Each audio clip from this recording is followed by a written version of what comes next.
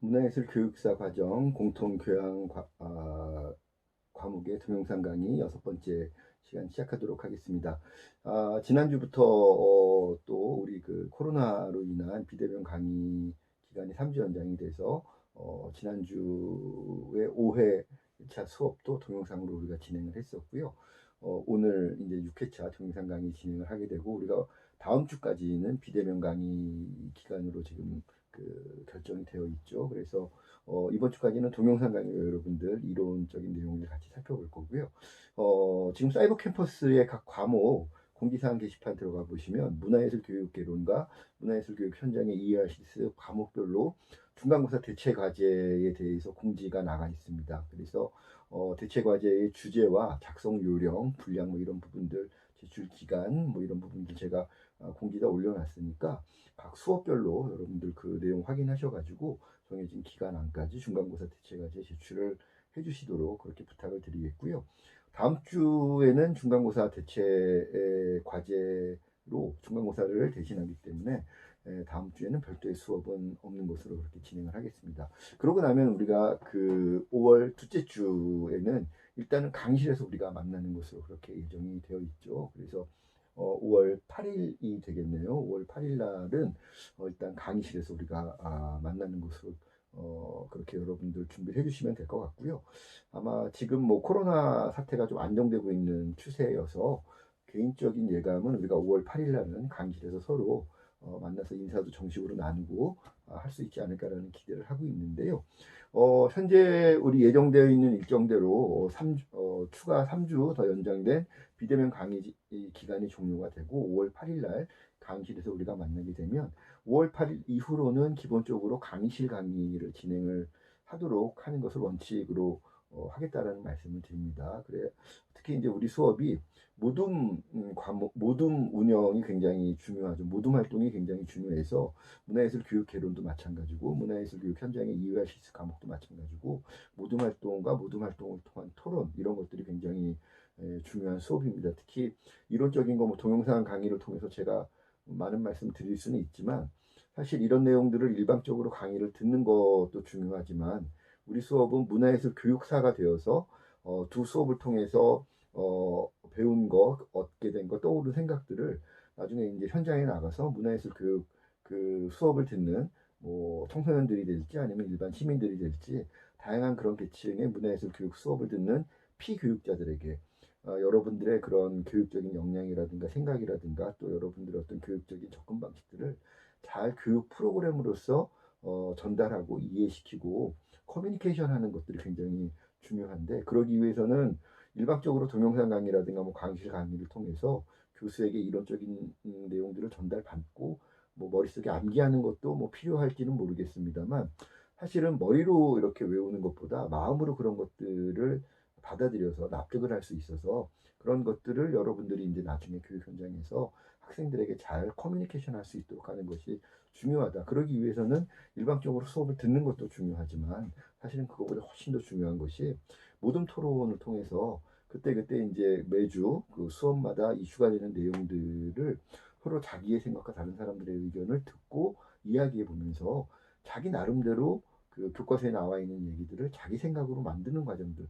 체화의 과정들이 굉장히 중요하다고 생각을 하거든요. 그래서 우리 그 문화예술 교육사 과정의 공통 교양 과목인 두 수업, 문화예술 교육개론과 문화예술 교육 현장의 이해하실 과목은 그래서 제가 개인적으로 모든 활동을 굉장히 중요하게 생각을 하고 있습니다. 그런데 그 동영상 강의로만 이렇게 진행이 되면 아무래도 그런 모든 활동들이 현실적으로 어려워서 그동안에 이제 그 지난 그 한 6주차, 7주차 정도 되는 이 기간 동안은 동영상을 통해서 유튜브를 통해서 제가 이렇게 이론적인 내용을 설명드리는 방식으로 진행을 했었고요.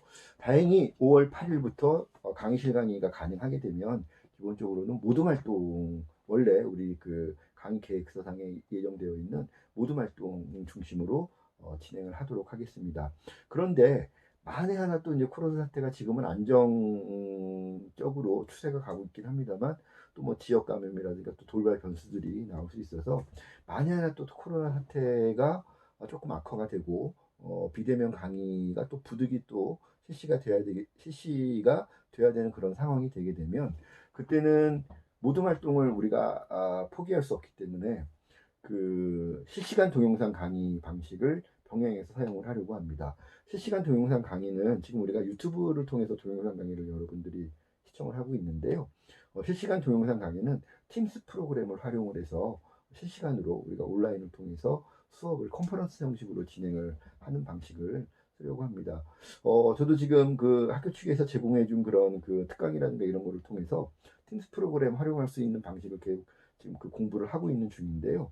우리 학생 여러분들도 아마 다 학교 측의 공지 안내를 받으셨겠지만 우리 학교 홈페이지에 들어가서 학사 지원 메뉴 들어가 보시면 오피스 365 프로그램들 다운 받을 수 있는 그런 준비가 다 되어 있고, 오피스 365 다운을 받게 되면 우리 학교 구성원들은 뭐 학생들, 교직원들, 교수님들 다들 학교 측에서 마련해준 아이디와 비밀번호로 팀스 프로그램을 공식적으로 사용을 할 수 있게 다 지금 준비가 되어 있는 상황입니다. 그래서 추후에 만약에 강의실 강의가 5월 이후에도 좀 어려워지게 되면 우리 수업들도 팀스 프로그램을 활용을 해서 동영상 강의와 실시간 컨퍼런스를 좀 병행하는 그런 방식으로 남은 학기를 운영할 수도 있겠습니다. 그래서 기본적으로는 강의실 강의를 우선 염두에 두고 준비를 하되, 또 만에 하나 실시간 동영상 강의 방식으로 진행을 할 수도 있기 때문에 여러분들이 미리 우리 학교 홈페이지 들어가셔서 팀스 프로그램을 좀 미리 다운을 받고 각자 자기 아이디 확인하시고 다 로그인 한번 해보시면, 제가 이전에 5월 이전에 우리 과목별로 방을 다 개설을 해놓도록 하겠습니다. 그래서 만에 하나 5월 이후에도 강의실 강의가 부득이 어려워지게 되면 모든 활동은 실시간 강의를 통해서, 동영상 강의를 통해서 진행하겠다. 실시간 동영상 강의는 팀스 프로그램을 공식적으로 사용하겠다. 이렇게 제가 미리 말씀을 드리겠습니다. 그래서 여러분들 좀 미리 팀스 프로그램도 다운받아 놓으시고 준비를 해주시는 것이 좋겠다. 이렇게 미리 좀 공지 안내를 드리고 오늘 이야기 시작하도록 하겠습니다. 우리가 지난주에 문화와 예술의 개념이 어떻게 다르고 또 어떤 관계를 갖는 것이냐 우리가 살펴봤었죠. 또 나아가서 문화예술 교육의 개념과 영역, 또 예술 교육의 개념과 영역 살펴봤었고요. 문화와 예술이라고 하는 것이 엄연히 다른 각각의 독립된 그런 이 작동 원리라든가 메커니즘을 갖고 있는 영역이지만, 문화와 예술이라고 하는 것이 상호 배타적이거나 같이 할 수 없는 그런 관계가 아니라 때로는 경쟁하지만 때로는 협력하면서 때로는 혹은 융합하면서 서로 간의 그런 추구하는 가치들을 함께 추구할 수 있는 그런 관계이다라고 우리가 살펴봤었죠. 마찬가지로 문화예술과 예술교육도 각각의 교육 영역이 추구하는 가치라든가 또 그런 가치 추구를 위해서 교육적으로 작동되는 원리나 방식들은 독립된 독자적인 그런 방식들을 가지고 있다. 그런데 문화예술과 예술교육도 서로 간에 그런 배타적이거나 병립될 수 없는 그런 관계가 아니라 얼마든지 상호 협력할 수 있고 또 융합된 그런 접근이 가능한 그런 영역이다 우리가 살펴봤었습니다. 특히 문화와 예술이 서로 다른 개념이고 영역이고, 문화예술과 예술교육이 전혀 다른 영역임에도 불구하고 현실적으로 우리나라를 비롯한 많은 그런 세계의 여러 국가에서 특히 문화예술 교육의 그런 수준이 높은 많은 국가들에서 예술교육과 문화교육을 영역의 독자성을 존중하면서도 한편으로 문화예술 교육이라고 하는, 또 문화예술이라고 하는 그런 문화와 예술을 통합하는 개념들을 정책적으로 혹은 교육 현장에서 또 일상적으로 사용하고 있는 그런 사례들이 많이 있다라고 우리가 살펴봤었고요. 우리가 그처럼 문화예술과 예술 교육이 각자 독자적인 그런 영역임에도 불구하고 이런 것들을 함께 복합적인 개념으로서 문화예술 교육을 이라는 개념을 사용을 하고 정책적으로 추구하는 이유는, 문화교육이 추구하는 그런 교육적인 성과, 또 그런데 투입되는 여러 가지 교육적인 자원들에 따른 그런 효율성, 이런 것들을 고려를 해봤을 때 문화 교육을 문화적인 어떤 논리로만 접근하는 것보다는 예술 교육이 가지고 있는 예술 교육 고유의 장점들, 공감 능력, 창의력, 상상력, 이러한 예술 교육의 고유의 그러한 장점들을 문화 교육에 접목시켰을 때 좀 더 효율성도 높일 수 있고 교육의 효과도 고도화된 그런 교육의 효과를 기대할 수 있기 때문에 우리가 문화예술교육이라고 하는 복합된 그런 개념을 실질적으로 사용을 하면서 그런 것들을 정책적으로 또 교육 프로그램 차원에서 적극적으로 추진하고 있는 것이다. 살펴봤었습니다. 특히 이제 문화라고 하는 것이 단순히 어떤 풍습, 풍속, 이런 고유 문화, 뭐 이런 개념에서만 머무르는 것이 아니라 법, 뭐 그다음에 언어, 도덕, 윤리, 그다음에 학문, 뭐 경제제도, 사회제도 이런 것들이 다 문화의 범주에 포함되는 것이라고 우리가 살펴봤었죠. 그래서 문화라고 하는 것들은 인간들의 정신적인, 인간들의 진화 역사에서 인간들의 생존과 번식이라고 하는 그런 적응적 목표에 부응하기 위해서 인간들이 정신적으로 고안해낸 많은 산물들의 총체를, 정신적 산물들의 총체를 문화라고 보기 때문에 그러한 문화의 다양한 영역들마다 고유한 자기의 논리와 자기의 감성들을 가지고 있다. 그러나 문화를 문화적인 감성, 문화적인 언어로만 접근해서 교육하는 것보다는 예술적인 감성, 예술의 어떤 공감 능력, 창의력, 상상력 이런 것들을 바탕으로 교육을 했을 때 좀 더 고도화된 또 효율적인 그런 접근과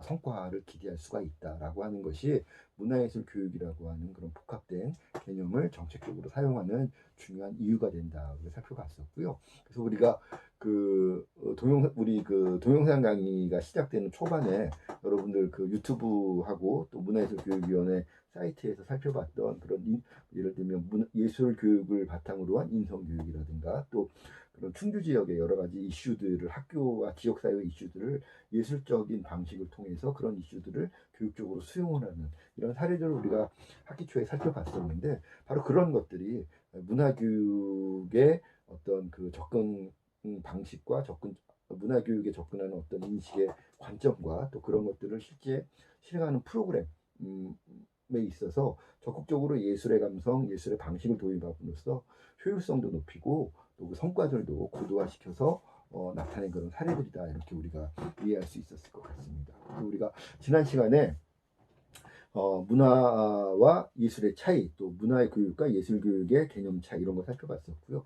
그럼에도 불구하고 문화예술 교육이라고 하는 것이 왜 필요한지에 대해서 우리가 첫 번째 이유를 살펴봤었습니다. 그래서 우리가 오늘은 지난 시간에 살펴봤던 내용들을 바탕으로 조금 더 문화예술 교육을 그렇다면 우리가 왜 공동체에서 중요하게 생각을 해야 되고 왜 국가적으로 사회적으로 문화예술 교육에 투자해야 되는지에 대해서 우리가 좀 더 깊이 있는 얘기를 해볼 텐데요. 오늘 본론을 이야기하기 전에 우리가 많이 알고 있는 예술작품 하나 잠깐 한번 살펴보고 지나갔으면 좋겠습니다. 아마 여러분들 그 프란다스의 개라고 하는 작품 많이들 알고 있을 텐데요. 아마 애니메이션을 통해서 알고 있는 학생들도 많이 있을 것이고 동화책이나 소설 형식으로 접해서 알고 있는 그런 학생들도 또 있을 거란 생각이 드는데 뭐 애니메이션을 통해서든 동화나 소설을 통해서든 같은 그런 작품이니까 아마 여러분들 프란다스의 개라는 작품이 어떤 이야기, 어떤 캐릭터들이 등장을 하는 것이다 아마 잘 알고 있을 거란 생각이 듭니다. 프란다스의 개라는 작품을 떠올리면 여러분들은 어떤 캐릭터가 먼저 떠올려지나요? 아마 많은 그 프란다스의 개를 사랑하는 그런 분들의 경우에 아마 그 주인공의 친구로 등장을 하는 그 충직한 그 이 구조견 알프스 구조견인 파트라슈를 떠올리는 학생들도 많이 있을 것 같은 생각이 드네요.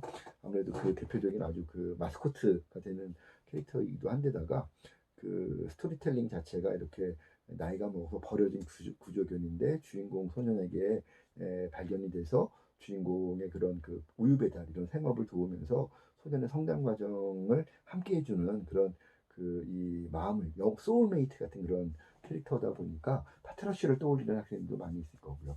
그런데 이제 우리 수업을 듣는 학생들은 다들 문화예술대학에 그서 전공을 하고 있는 학부생들이고 또 각자 자기 장르의 예술을 연마하면서 나중에 대학을 졸업하게 되면 청년예술가의 삶을 꿈꾸는 학생들이 이제 우리 수업을 듣고 있으니까 예술가의 입장에서 프란다스의 길을 살펴보면 네로라고 하는 그 주인공 소년도 굉장히 여러분들에게 마음이 가고 여러 가지로 이렇게 몰입이 될 수 있는 그런 캐릭터가 아닐까 생각이 듭니다. 아마 여러분들 많이 기억이 나시겠지만 작품 속에서 네로라고 하는 이 주인공 소년은 기본적으로 이제 그 할아버지랑 같이 살고 있는데 할아버지를 도와서 할아버지의 일인 우유 배달을 하는 그 소년이죠. 그래서 큰 수레에 우유통을 담고 우유 이 직접 우유 수레를 끌다가 나중에 이제 파트라슈를 만나게 되면 파트라슈가 이제 그 배달을 도와주게 되면서 이제 동네에 우유를 날리기도 하고 이제 그런 소년이고 나중에 이제 할아버지가 먼저 돌아가시면 이제 그 일을 맡아서 하게 되는데 사실 뭐 직업이라고 할까 그 소년의 직업은 우유 배달하는 것이 생업이기는 합니다만 사실은 내로는 그 혼자만의 그 소중한 꿈이 있죠. 내가 크면 꼭 이러한 사람이 돼야 되겠다라고 하는 자기 꿈을 가지고 있는데 그 꿈이 뭔지 혹시 기억이 나시나요? 네로의 꿈은 우리 뭐 회화과 학생들처럼 화가가 되는 게 꿈이죠. 그래서 늘 이렇게 그 종이 살 돈이나 연필 살 돈이 없으니까 나무판, 목판을 들고 다니면서 이 나무를 이렇게 그 떼우고 난방용으로 나무를 장작을 떼우고 난 그 이렇게 주머니에 넣고 다니면서 자기 할아버지 얼굴도 그리고 파트라시 얼굴도 그리고 여자친구인 알로아의 얼굴도 그리고 그게 이제 유일한 낙인 그런 그 소년이죠. 그런데 이 친구가 화가의 꿈을 갖고 살다 보니까 그건 이제 화가의 꿈은 자기의 미래의 어떤 그런 희망사항, 꿈인 것이고 그 꿈을 이루기 위한 과정에서 정말 나에게 정말 기회가 되면 꼭 한번 이뤄보고 싶은 소원이 있어 하고 하는 그런 중요한 소원이 하나가 있는데 그게 뭐냐면 마을 읍내에 나가게 되면 큰 대성당이 하나 있는데 그 성당에 걸려 있는 그림 하나를 보는 게 소원입니다.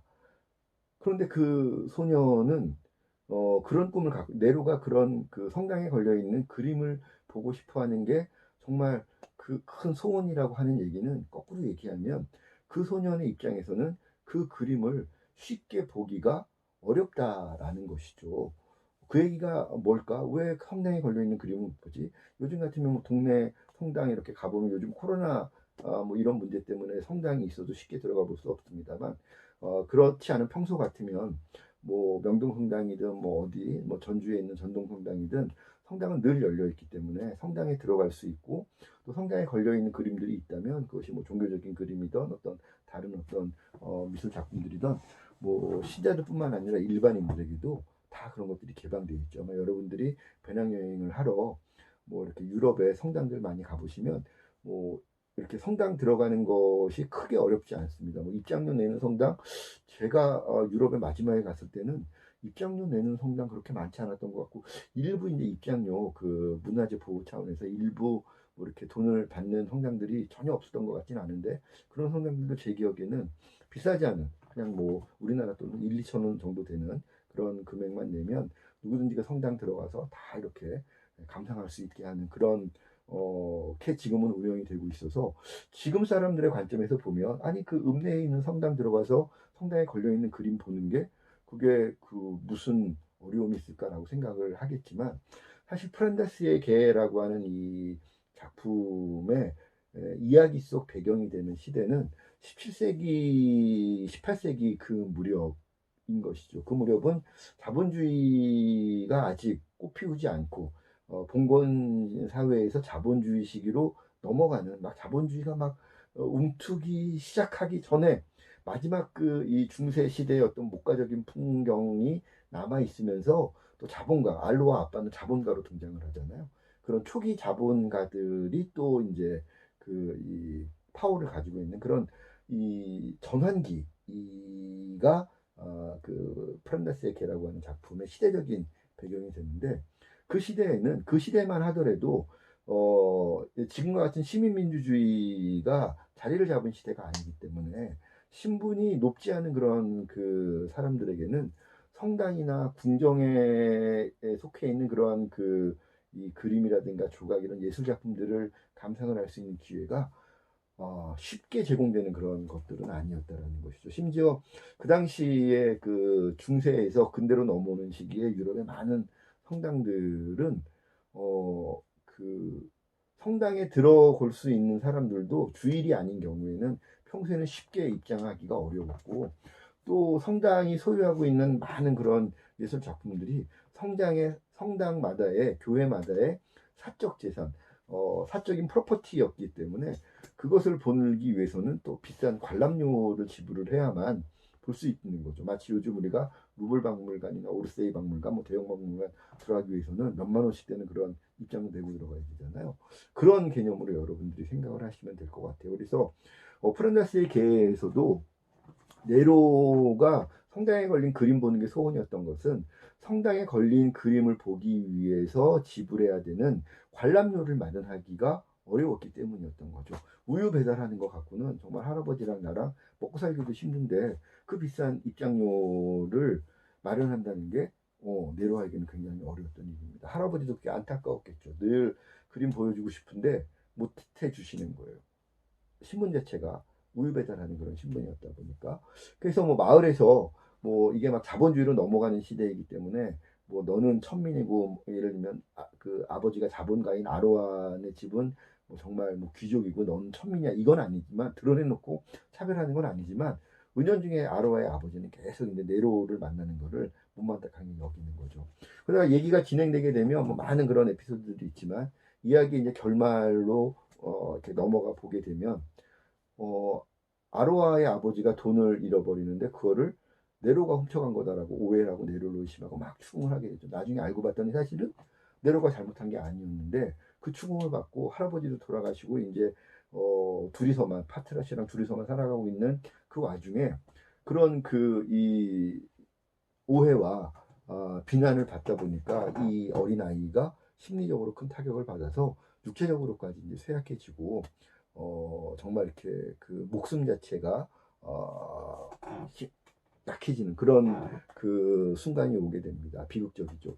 근데 이제 마지막 순간에 어린 네로지만 아마 본능적으로 느꼈겠죠. 아, 내가 오래 살지 못하겠구나. 그걸 느끼면서 그 마지막 그 숨이 붙어 있는 그 마지막 깊은 밤에 네로가 찾아간 곳은 그 성당입니다. 그 자기가 평생 한번 보고 싶어 했던 그 그림이 걸려져 있는 성당에 밤에 몰래 찾아가서 이렇게 몰래 그 뭐 뒷문을 열고 들어가서 그 그림을, 평소에는 그 아무나 보여주지 않으니까 그 그림의 큰 그림의 앞에, 그림이 걸려져 있는 벽 앞에 큰 커튼이, 장막이 쳐져 있는 거죠. 그래서 그 장막을 걷어내고, 아무도 없는 성당의 깜깜한 밤에 장막을 걷어내고 마지막 해가 떠오는 그 새벽, 어스름한 새벽녘에 성당 창문으로 들어오는 그 햇볕을 통해서 그 그림을 바라보면서 아이는 마지막 위안을 받습니다. 그러면서 그 그림을 바라보면서 마치 큰 그 하느님의 사랑을 느끼듯이 마음의 평화를 되찾고, 프란다스 그 파트라슈, 자기가 사랑했던, 평생 같이 자기의 마지막을 함께했던 강아지 와 함께, 애완견과 함께 그림 앞에서 숨을 거두게 됩니다. 파트라슈도 숨을 거두게 되고 네로도 숨을 거두게 되는 거죠. 프란다스의 개를 떠올리면 그 주제곡이 저도 아직까지 머리에 맴도는데, 경쾌한 그 주제곡에 비해서 결말은 대단히 안타까운 비극인 것이죠. 그 그림이 마지막에 네로가 그렇게 보고 싶어 했던 그 그림은 다름 아닌 루벤스의 그림입니다. 루벤스는 아마 회화과 학생들이 더 잘 알겠지만, 루벤스의 그림은 기본적으로 따뜻하고 사랑이 넘치고 화사하고 색조가 아름다운 그런 그림으로 잘 알려져 있습니다. 그런 사랑이 넘치는 그림조차도 그 당시에 네로에게는 허락이 되지 않아서 주변에 그런 가난하다라는 이유 때문에 오해받고, 또 가난하다는 이유 때문에 예술이 주는 그런 사랑의 어떤 감명들을 살아생전에는 제대로 누리지 못하고, 정말 죽어가기 일보 직전에 모든 것을 포기하고 성당으로 숨어 들어가지 않으면 볼 수 없었던 것이 루벤스의 그림이었다라는 것이죠. 자, 이 얘기를 이렇게 우리가 다시 살펴보면 여러분들 기억에 어떤 이미지로 프란다스에게가 남아 있었을지 모르겠는데, 아마 예술을 전공하는 예술학도로서 지금 프란다스에게를 다시 한번 떠올려 보게 되면, 예술가를 꿈꿨던 네로의 삶이, 일생이 여러분들에게 어떤 의미, 어떤 느낌으로 다가설지 저도 이제 궁금해집니다. 제가 오늘 이 문화예술 교육이라고 하는 그 영역을 고민하면서 프란다스에게의 네로의 캐릭터의 이야기를 다시 한번 여러분들에게 환기시킨 이유는, 과거에는 이 대중예술의 시기가 본격화되기 이전에 중세 근대 시기까지의 그런 귀족예술의 시기에는 문화예술이라고 하는 것이 창작자가 되기 위해서도 마찬가지고 애호가 수용자가 되기 위해서도 마찬가지고 정말 선택된 소수의 사람들, 경제적으로도 그렇고 사회적으로도 그렇고 예술가의 근처에, 또 예술작품의 근처에 다가설 수 있을 만큼의 경제력과 사회적인 신분을 갖춘 사람들에게만 허락됐던 것이 고전 시대의 예술들이었다. 귀족 예술이었다. 순수 예술이었다. 그런데 대중예술의 시대가 되면 창작자가 되기 위한 문턱도 많이 낮아지고 애호가가 되기 위한 문턱도 많이 낮아졌다. 그래서 대중예술의 시대는 과거의 귀족예술 시대에 비해서 보다 민주화되고 보다 대중적으로 많은 사람들이 문화예술의 그런 혜택을 누릴 수 있는 시대가 되었다라고 일반적으로 우리가 많이 알고 있습니다. 그러나 그런 시민민주주의가 보편화되고 산업혁명 이후에 여러 가지 그런 사회적인 이 자원들이 많은 사람들에게 이제 분배되는 것들이 보다 평등해진 그런 시대를 살고 있지만 여전히 우리 시대에도 내려와 같은 그런 이 아쉬움을 삶의 아쉬움을 느끼는 사람들이 분명히 존재한다라는 것이죠. 어떤 사람들이 예술적인 지향이나 예술적인 니즈를 갖고 있음에도 불구하고 여러 가지 이유들 때문에 자기가 꿈꾸는 예술의 어떤 그 영역에, 문화의 영역에 접근하는 것이 어려운 사람들이 존재한다라고 하는 겁니다. 물론 프란다시의 개에 등장을 하는 네로처럼 그런 것들이 경제적인 이유나 신분의 어떤 미천함 때문에도 문화예술의 영역에 접근하지 못하는 사람들이 현대에도 존재할 수 있는 것이죠. 그런데 현대 사회에는 또 다른 이유들 때문에도 그러한 문화적인 결핍을 감수해야 되는 경우들이 종종 있을 수 있다는 겁니다. 그래서 그런 측면에서 우리가 오늘 파트라슈의 개라고 하는 그런 이야기 속에 등장을 하는 미술가, 화가를 꿈꿨던 소년 네로를 염두에 두면서 오늘 우리가 살펴볼 문화 차이, 문화 격차에 대해서 한번 우리가 살펴볼 수 있었으면 합니다.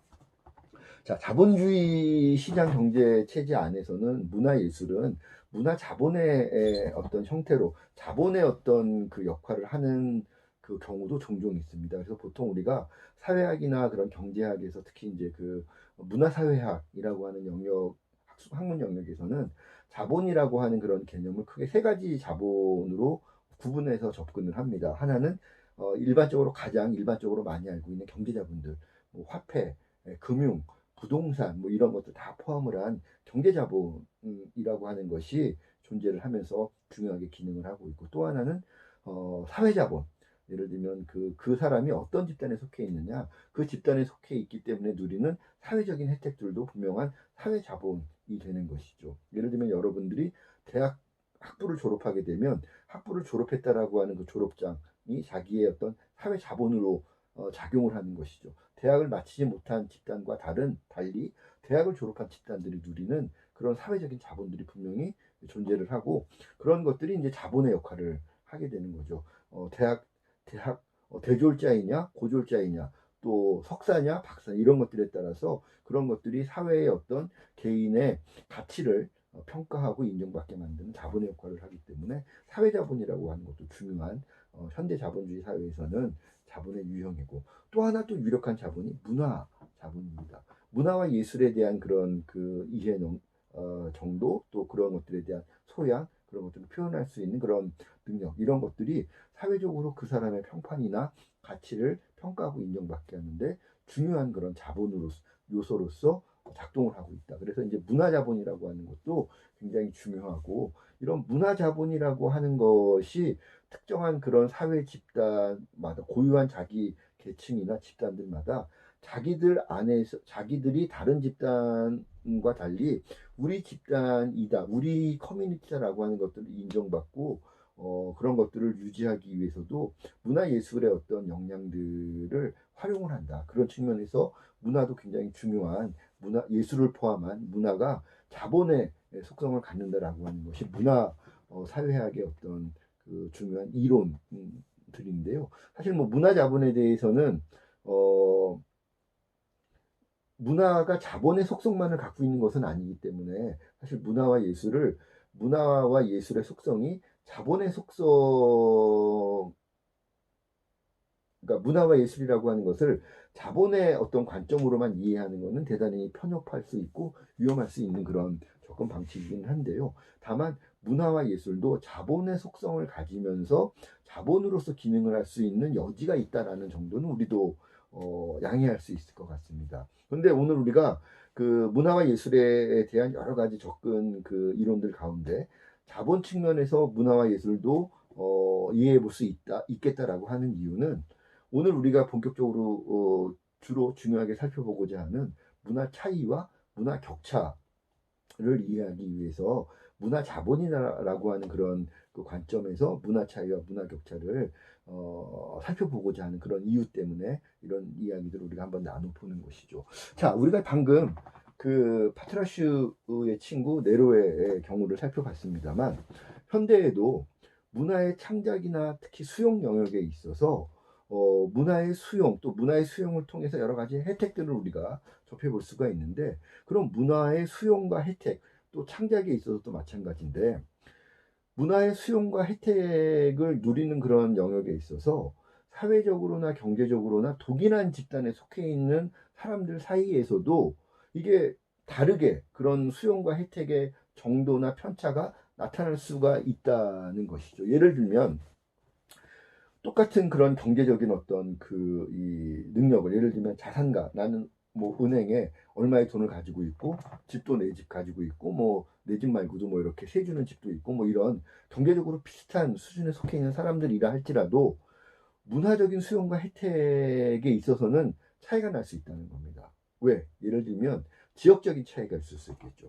서울에 사는 그런 돈 많은 사람들은 주변에 뭐 극장도 많고 뭐 동네마다 하나씩 예를 들면 버스 타고 몇 정거장만 나가면 뭐 멀티플렉스 영화관들이 많이 있고 또 공연 좋아하는 사람들은 뭐 지하철이나 버스 타고 조금 나가면 뭐 30분 40분만 나가면 공연장들이 주변에 많이 있어서 뭐 예를 들면 서울에 살면 뭐 서부권에 있는 사람들은 신도림으로 뭐 이 강북권에 있는 사람들은 대학로로 또 뭐 시내에 살고 있는 사람들은 세종문화회관으로 강남에 살고 있는 사람들은 뭐 예술의 전당이나 무슨 뭐 다른 또 뭐 LG 아트센터 이런 공연장으로 찾아가면 얼마든지 이제 공연을 볼 수 있는 거죠. 그런데 지방에 사는 사람들 중에는 서울 사람들보다 더 많은 재산을 갖고 있는 사람들도 있을 수 있는데 그런 사람들은 아무리 내가 돈을 많이 갖고 있다 하더라도 예를 들면 꼭 그 지역의 문제 이렇게 차별하기 위해서 드리는 말씀이 아니라 예를 들면 나는 남해에 살고 있는 돈 많은 지역 부호일 수도 있고 혹은 목포에 살고 있는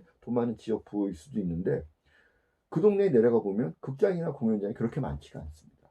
또 실제로 공연장이 있다 하더라도 서울에서 막 지금 인기 있게 상영되고 있는 화제의 그런 뮤지컬 보기 위해서는 한참을 기다리거나 기다려도 공연팀이 내려오지 않는 경우들이 허다합니다. 저 같은 경우는 외가가 속초 출신이셔서 속초에 어렸을 적부터 굉장히 많이 이제 놀러 가고 뭐 휴가 때가 아니더라도 그 내려갔었는데 사실 불과 2007년, 8년, 2010년도 그 무렵까지도 속초에는 멀티플렉스가 없었어요. 그래서 그 속초 요즘은 이제 관광 명소가 된 그 속초의 속초 그 중앙시장이라고 이제 있는데 교동에 그 시장 그 한 귀퉁이에 지하에 내려가게 되면 그 옛날식 재개구공간 하나가 속초극장이라고 있었습니다. 그 극장이 개봉관도 아니었고요.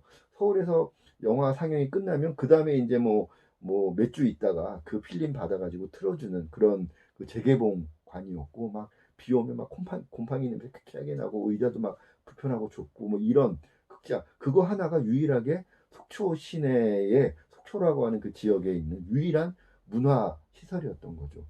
속초에 뭐 메가박스, 롯데시네마 이런 멀티플렉스가 들어가게 된 거는 2010년도가 지나서 최근의 일이라는 거죠. 근데 속초에도 돈 많으신 분들 많이 계십니다. 우리 그 이 어머님의 친구분들 혹은 뭐 우리 그 친척분들 보면 막 어서 몇 척씩 부리고 뭐 땅도 많이 가지고 있고 뭐 카페도 갖고 있고 뭐 이런 분들 굉장히 많은데 아무리 그렇게 속초에서 부호로 살고 있고 지역의 유지라고 하더라도 속초라는 지역적 차이 때문에 서울에 있는 수도권에 있는 사람들과는 그 문화적인 어떤 혜택에 있어서는 차이를 느낄 수밖에 없는 그런 경우들이 생겨난다는 거죠.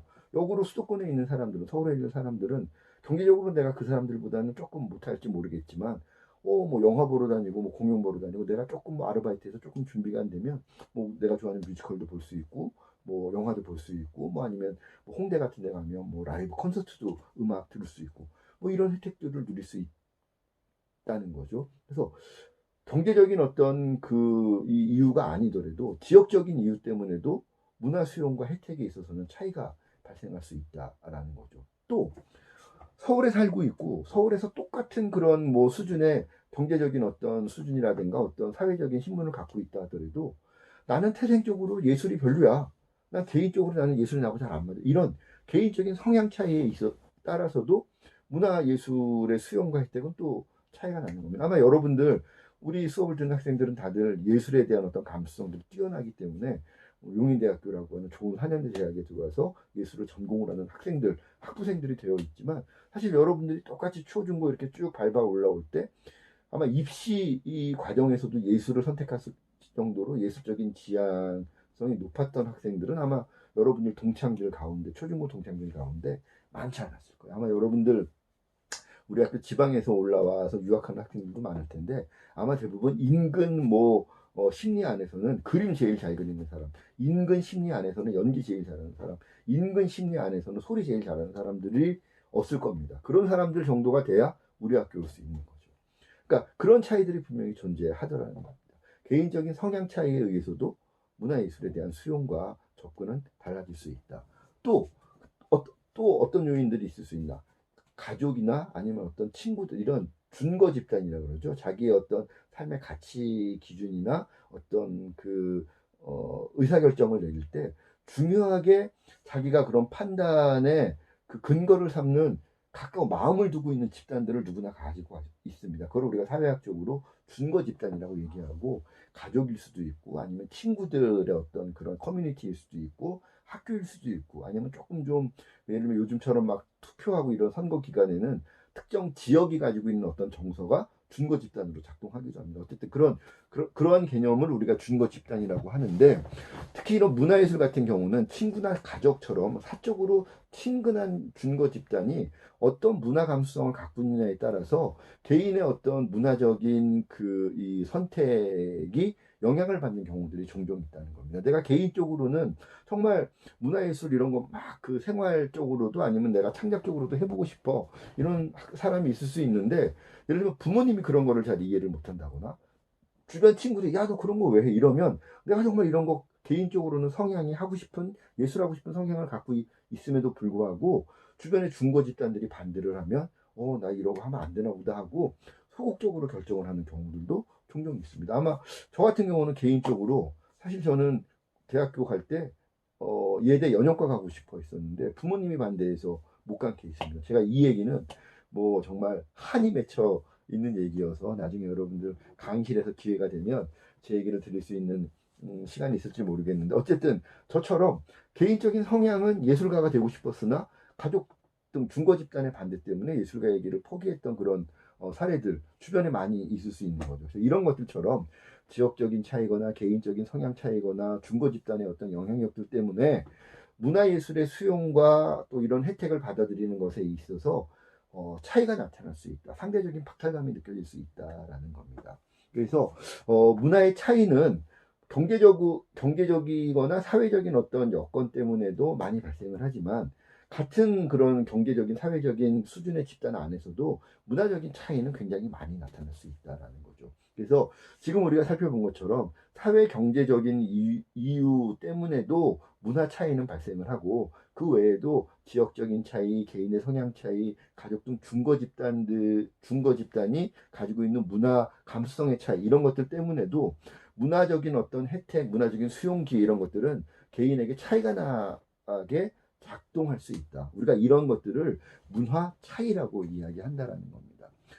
저기 그 중동의 산유국들 경제적으로 막 그 이 많은 부유를 가지고 있지만 대한민국의 젊은 그 세대들이 손쉽게 접하는 케이팝의 문화를 그 사람들이 접하기에는 굉장히 어렵죠. 우리나라 화장품 하는 거 올리브영 가고 뭐 롭스 가면 한국 그 연예인들의 화장 그 테크닉 쉽게 따라할 수 있지만 중국 사람들은 하고 싶어도 못합니다. 그러니까 우리나라 사람들은 막 돈 많이 줘가지고 스카우트에서 그런 시장을 열어보려고 하는 시도들도 지금 중동의 부호들이 많이 하고 있는데, 그런 것들도 국제적인 문화 차이입니다. 그 사람들이 신분이 낮거나 돈이 없어서가 아니라 대한민국이라는 지역에 살고 있지 못하기 때문에 우리가 누리는 문화를 저 사람들은 누리지 못합니다. 이게 문화 차이입니다. 그런데 이러한 그 개인이나 집단 사이의 문화 차이는 늘상 존재하는 거죠. 경제적인 이유 때문에도 아니면 여러 가지 다른 사회적인 개인적인 이유들 때문에도 문화 차이가 나타나는 것은 자연스럽습니다. 모든 집단, 모든 개인이 같은 문화를, 같은 수준의 문화 예술을 향유한다라는 것은 현실적으로 어렵기 때문에.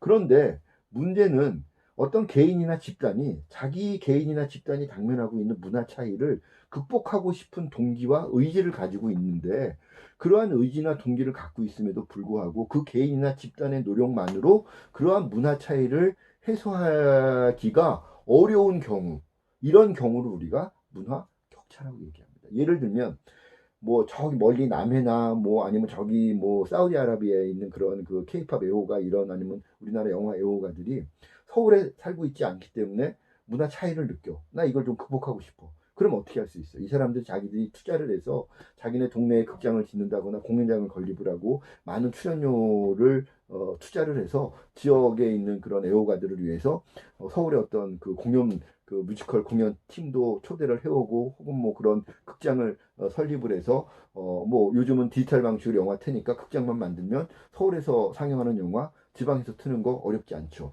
뭐 이런 것들을 투자를 통해서 해결하고 싶다.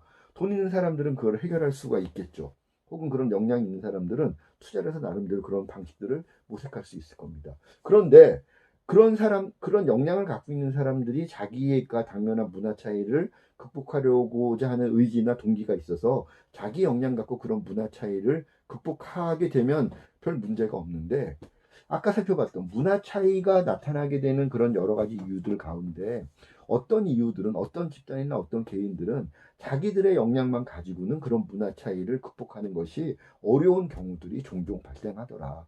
그런 경우에 우리가 그런 것들을 문화 격차라고 이야기를 합니다. 그런 것들은 사실은 뭐 가장 큰 이유가 경제적인 이유나 어떤 사회적인 이유가 문화 격차를 만드는 큰 이유이기도 합니다. 두 번째 문제는 지역적인 이슈 때문에도 문화 격차가 해소되지 않는 경우들도 있는 거죠. 아프리카에 아무리 그런 뭐 세모치린의 동네 멀죠. 아프리카 거기에 아무리 돈 많은 사람들, 귀족들, 당장 아무리 자기들이 그 나라에서는 뭐 높은 신분, 많은 부를 갖고 있다 하더라도 당장 그 나라에 살고 있기 때문에 느끼는 문화 격차를 쉽게 해소할 수는 없을 겁니다. 이런 부분들이 이제 우리가 문화적 차이가, 문화 차이가 문화 격차로 언제든지 전환될 수 있다라고 이제 이야기하는 근거가 되는 것인데요. 어쨌든 문화 차이는 해서 그 의지와 동기를 갖고 있음에도 그들의 힘만 가지고 해결할 수 없는 문화 차이를 우리는 문화 격차라고 얘기를 하는데, 이러한 문화 격차가 우리 사회 곳곳에서, 뭐 세계 많은 사회에서 이런 문화 격차가 종종 발견되더라는 겁니다. 심지어 문화적인 예술적인 민주화가 과거에 비해서 훨씬 이렇게 확산되고 고도화됐다라고 얘기하는 현대의 대중예술 시대에도 대중예술 영역에서도 문화 격차는 존재한다. 나 밴드 하고 싶어. 밴드 하기 위해서는 악기 살 돈이 필요하고, 악기 살 돈이 있더라도 교육시켜 줄 수 있는 사람이 필요한데 그런 사람을 주변에 만나기가 어렵고, 이렇게 되면 문화 차이가, 문화 격차가 되는 겁니다. 적어도 밴드를 하고 싶어 하는 이 아이에게는 다른 사람들이 나 지금 밴드 하고 싶지 않아, 이런 사람들에게는 문제가 안 되는데 이 아이에게는 문화 격차가 되는 것이죠. 그래서 이 부분이 우리가 사회적으로는 쉽게 그냥 이렇게 간과할 수 없는 중요한 이슈가 된다는 겁니다. 왜? 문화 격차는 사회적 불평등의 요소가 되기 때문인 것이죠.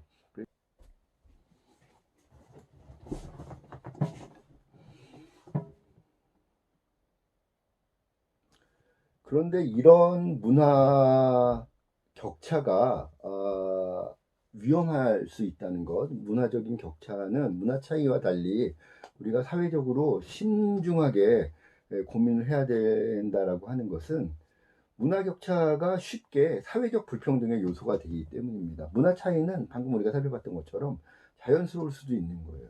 지역에 따라서 뭐 인종에 따라서 뭐 나이에 따라서 뭐 개인의 성향에 따라서 심지어는 어 얼마든지 문화에 대한 어떤 수용성이나 문화에 대한 지향성들이 집단마다 개인마다 다르기 때문에 모든 개인이나 모든 집단들이 같은 문화적인 혜택이나 문화적인 수용의 어떤 그 영역들, 감수성들을 가져야 된다. 이거는 현실적으로 오히려 더 어색한 것이죠. 공산주의 국가가 아닌 다음에는. 그렇기 때문에 문화적 차이는 사실은 큰 뭐 자체로 그거 자체로 문제가 된다라고 보기는 어렵지만, 문화 격차는 그러한 문화 차이를 본인이 극복하고자 하는 의지와 동기를 갖고 있음에도 불구하고 그것이 해결되지 않는 영역의 문제이기 때문에, 문화 차이와 달리 문화 격차는 사회적 불평등의 요소가 된다라는 것이죠. 그리고 이러한 사회적 불평등의 요소가 사회적으로 해소가 되지 않을 경우에 그 사회는 공동체의 통합과 어떤 공동체의 안녕을 기대하기가 어려워지게 된다라는 것입니다. 뭐 사회적인 불평등의 요소는 문화적인 요소뿐만 아니라 굉장히 다양한 또 불평등의 요소들이 있겠는데, 어쨌든 사회적 불평등의 요소를 제대로 관리하지 못하는 사회는 쉽게 반란이나 밀란이나 혁명이나 이런 상황으로 쉽게 접어들더라는 거죠.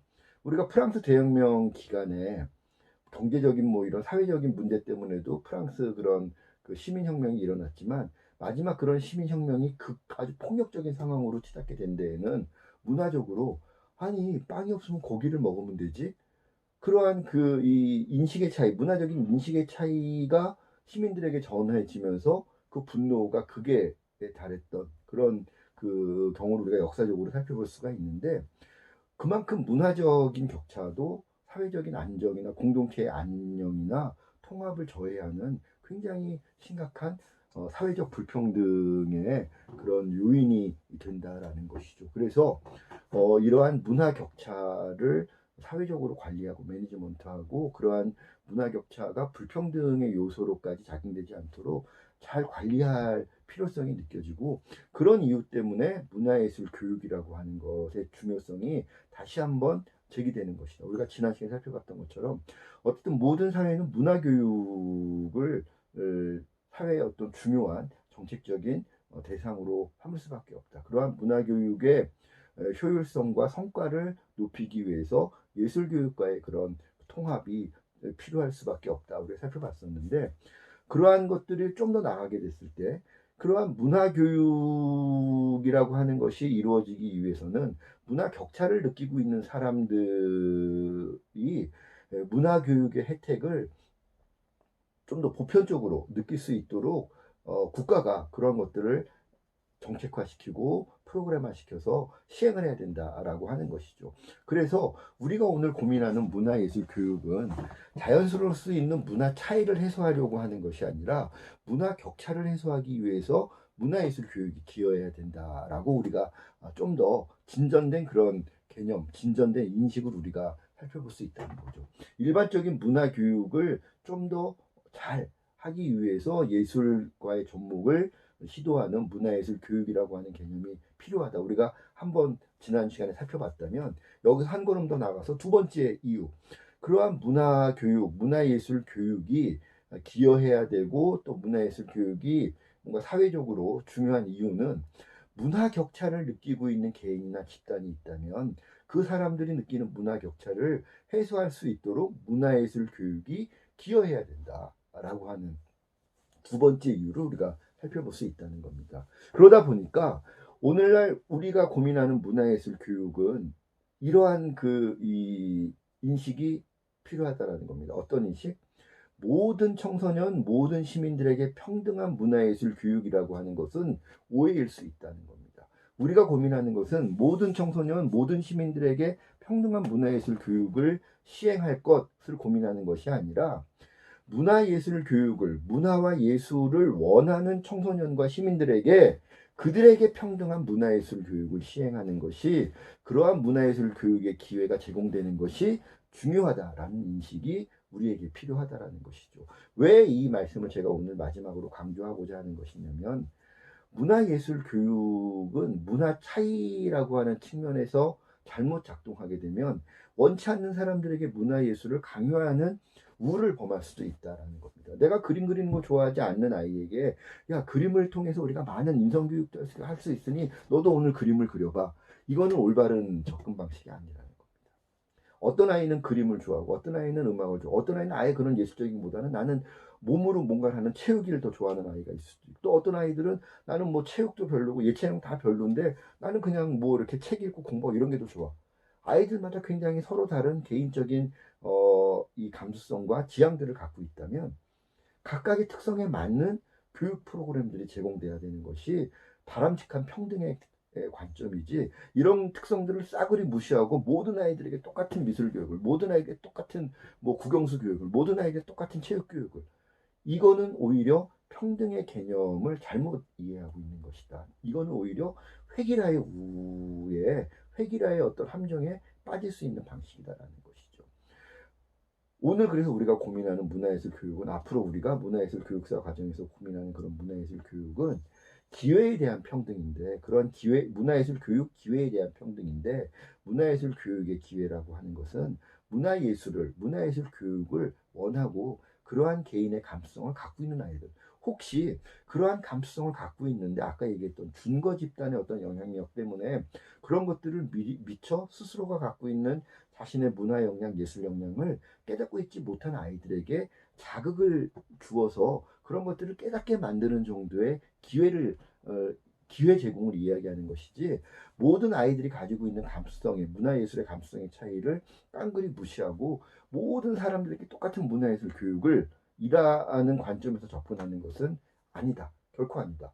대단히 그러한 접근 방식은 위험할 수 있다는 겁니다. 특히 예술이라고 하는 것은 우리가 얘기했던 공감 능력, 창의력, 상상력을 기반으로 한 것이 우리의 예술 커뮤니케이션, 예술 교육인데 이러한 것들의 장점은 예술적인 소양의 차이를 충분히 인정을 하고 인식하고 인정하는 데에서부터 예술 커뮤니케이션, 예술 교육의 본래적인 그런 의미와 가치는 풍성하게 이루어질 수 있다라는 것이죠.